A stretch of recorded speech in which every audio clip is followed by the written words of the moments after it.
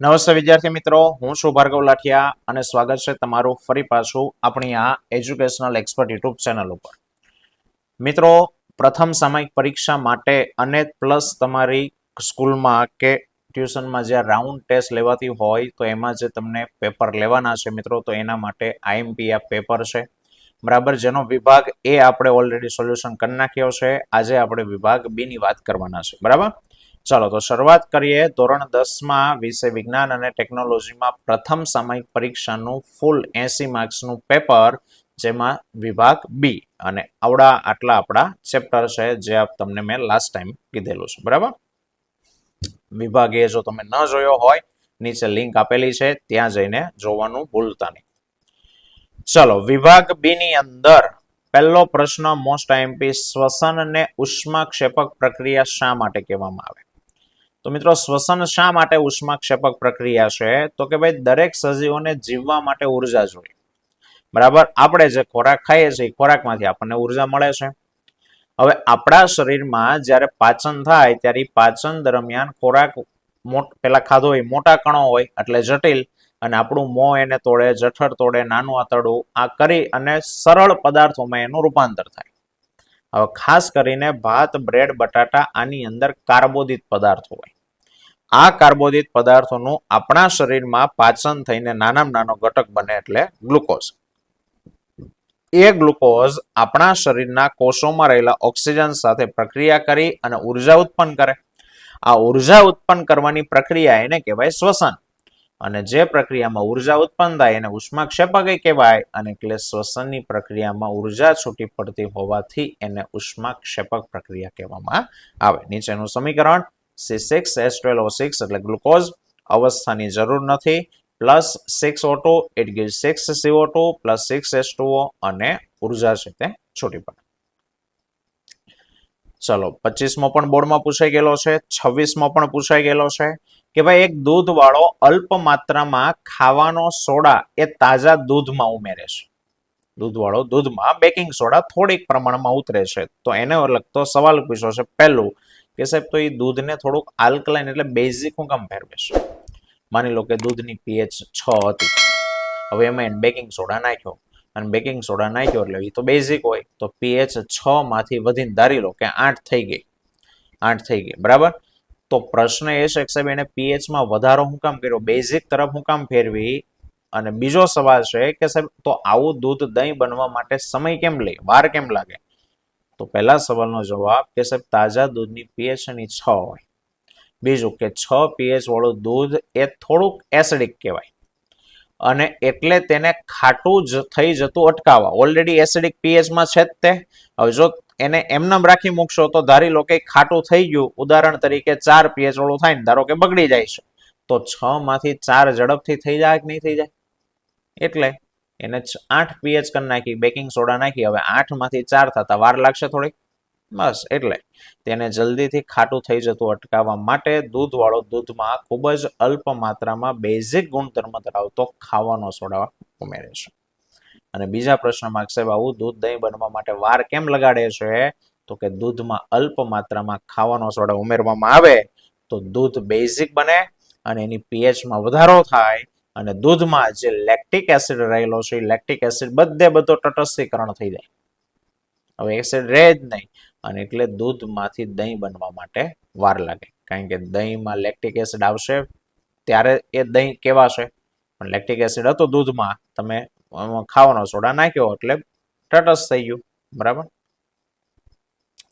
ત્રીજા ચેપ્ટરનું કારણ આપો. કોપર જે છે એને ગરમ પાણીની ટાંકી બનાવવા વપરાય, પરંતુ સ્ટીલ ન વપરાય.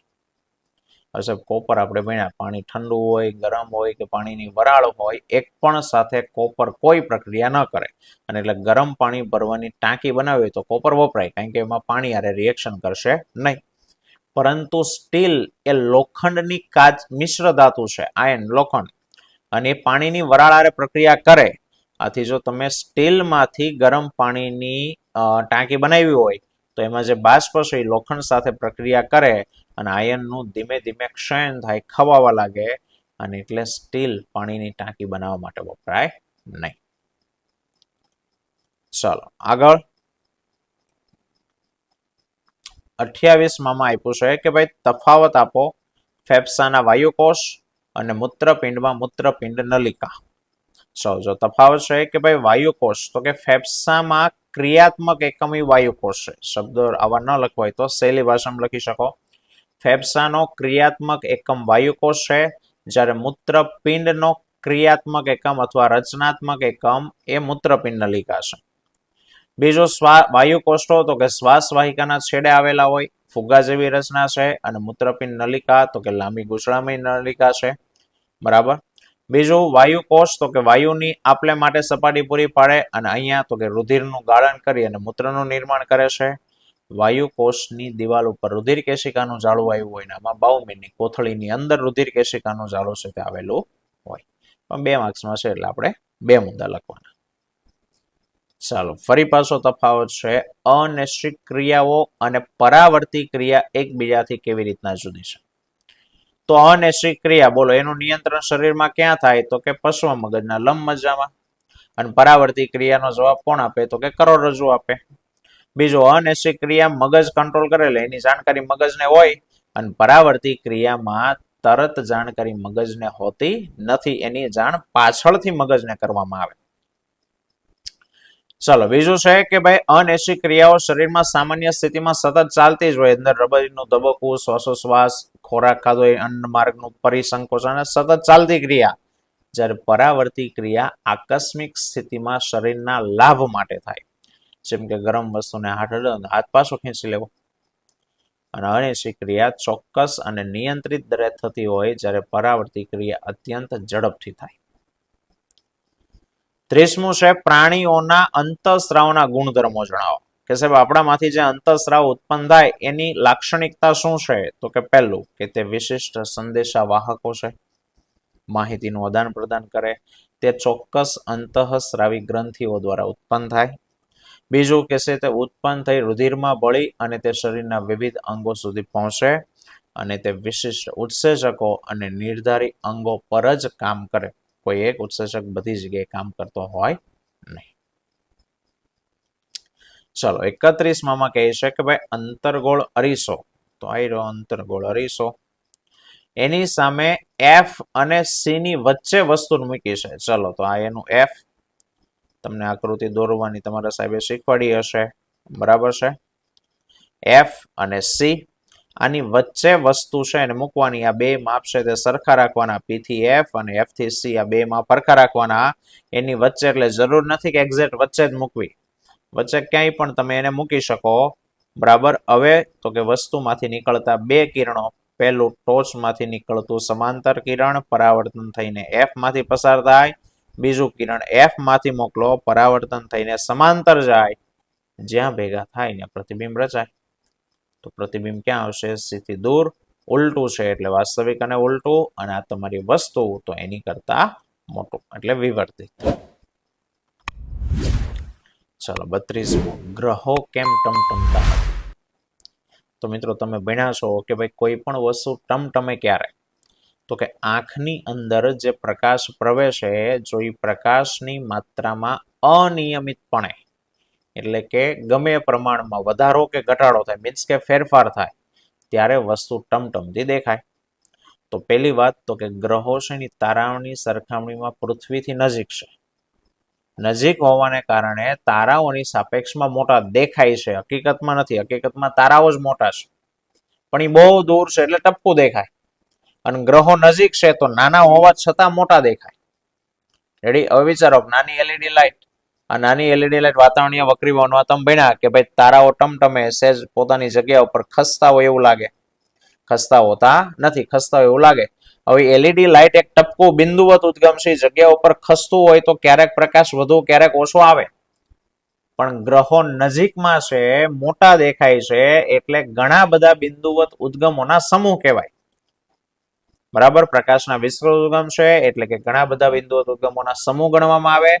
હવે બધા બિંદુવત ઉદ્ગમોમાંથી જે પ્રકાશ આવે અને આંખમાં પ્રવેશે તો જો પેલું ખસવું જોવે, ખસે જ છે, વાતાવરણીય વક્રીભવન થવાને કારણે એવું લાગે છે, પણ એના કારણે આંખમાં પ્રવેશતા પ્રકાશની માત્રામાં જે ફેરફાર થવો જોઈએ, ફેરફારનું મૂલ્ય થાય છે 0.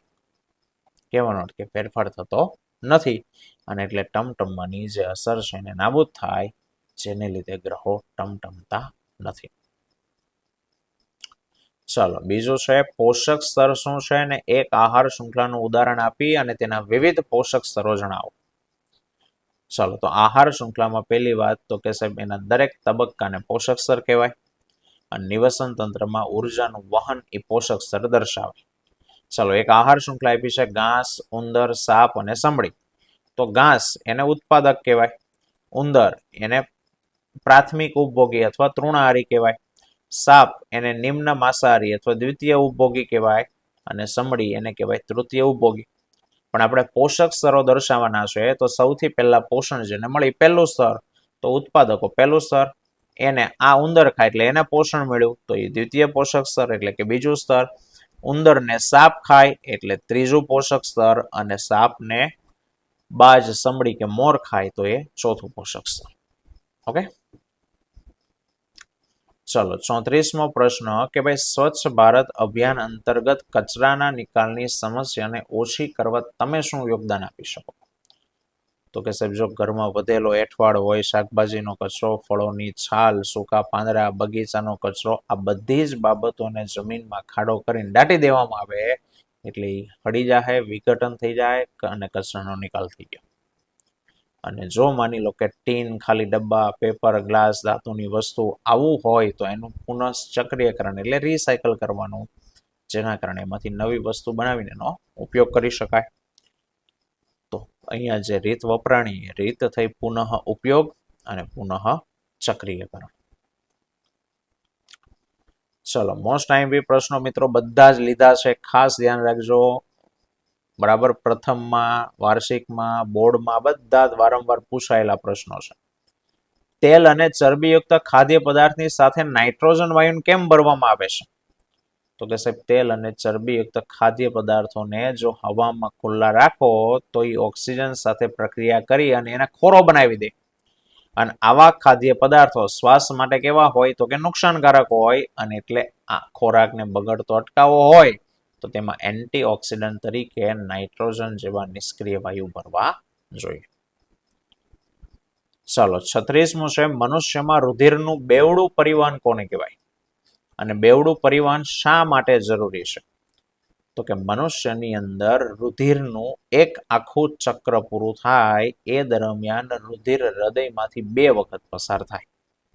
એકવાર ફેફસામાં શુદ્ધ થાય એ પાછું હૃદયમાં આવે, શરીરના અંગોમાં અશુદ્ધ થાય, એ શુદ્ધ થવા ફેફસામાં જાય એ પહેલા પાછું હૃદયમાં આવે. તો 2 વાર પસાર થયું અને એટલે એને રુધિરનું બેવડું પરિવહન કહેવાય. વિવિધ અંગોમાંથી એકત્ર થતું ઓક્સિજન વગરનું એટલે કે અશુદ્ધ રુધિર મહાશિરા દ્વારા જમણા કર્ણકમાં આવે છે, ત્યાંથી જમણા ક્ષેપક દ્વારા ફેફસામાં જાય, ફેફસામાં શુદ્ધ થઈ ડાબા કર્ણકથી ડાબા ક્ષેપક દ્વારા મહાધમની દ્વારા અંગોમાં જાય એટલે આ 2 વાર પસાર થયું. પણ સાહેબ એની જરૂર શું છે?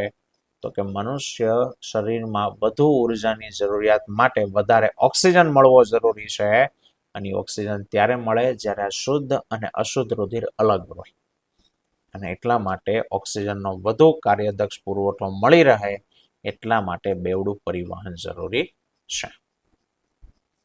રેડી? ચલો 37મો છે મિશ્ર ધાતુ કોને કહેવાય? 2 મિશ્ર ધાતુઓના નામ આપો અને એની મિશ્ર ધાતુ જણાવો. તો કે 2 કે તેથી વધુ ધાતુ હોય અથવા ધાતુ અને અધાતુ એનું સમાંગ મિશ્રણ એને મિશ્ર ધાતુ કહેવાય. ખાંડનું દ્રાવણ સમાંગ કહેવાય. પાણી અને ખાંડ મિક્સ કરીને ઓગાળ નાખો પછી ખાંડ અને પાણી અલગ અલગ દેખાય નહીં. એમ જે તમે 2 મિક્સ કર્યું છે પછી અલગ અલગ નથી દેખાવાનું એટલે એ સમાંગ મિશ્રણ. ઉદાહરણ તરીકે પિત્તળ, પિત્તળ એટલે બ્રાસ, યાદ રાખજો. પિત્તળ માટે અંગ્રેજી શબ્દ બ્રાસ. કોની મિશ્ર ધાતુ છે? તો કે કોપર અને ઝિંકની. અને સોલ્ડર તો શીશુ અને ટીનની. બરાબર, તો અહીંયા આપણો આ વિભાગ બી છે તે પૂરો થાય. આવતા લેક્ચરમાં વિભાગ સી ની વાત કરશું. ત્યાં સુધી જય હિન્દ, જય ભારત.